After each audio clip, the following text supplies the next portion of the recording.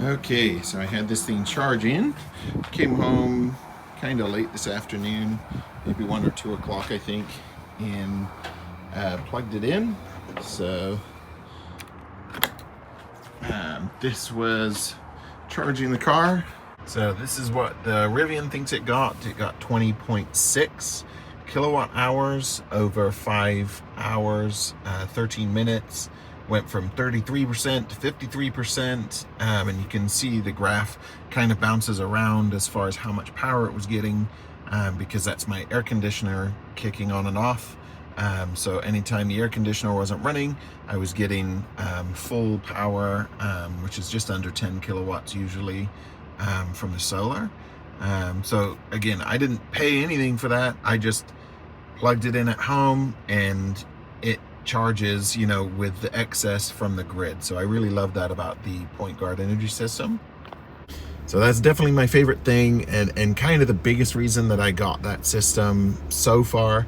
The bidirectional charging isn't available yet. On the app, I'm still on 2.2.1. Version 3 of the app is what's going to be enabling bidirectional charging. So I don't have that yet. But the system charging, directly sending solar straight from the panels, straight to the car, all in one system. I don't have a separate charger and a separate battery and separate panel, like apps monitoring everything.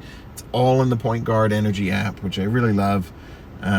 Hopefully the new app is, the updated app is even better.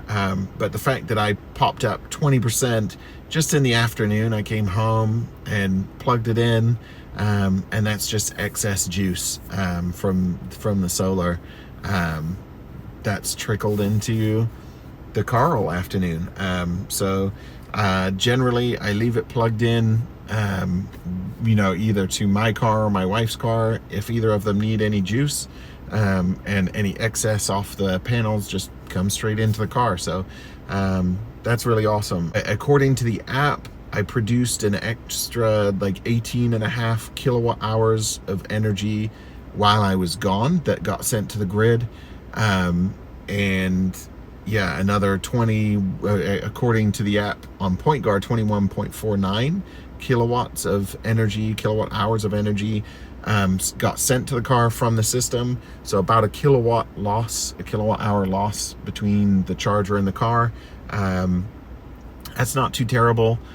If a car was here all day, which my wife's car is here all day on weekends and we generally don't drive it, so I'll plug it in Sunday and that'll ramp in about 40 kilowatts of electricity in a single day just off of excess solar. So that's really awesome.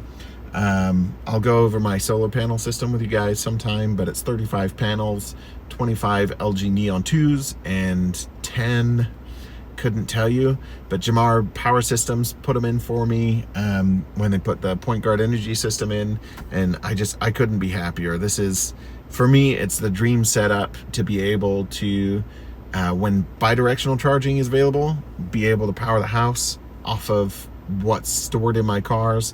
But also the really big deal for me, and I think for most people, is going to be that excess solar just automatically trickling into the car, because you plug it in, you walk away, you're leaving it for the weekend or whatever, and you come back and it's going to be at 100% or whatever state of charge cutoff you put in.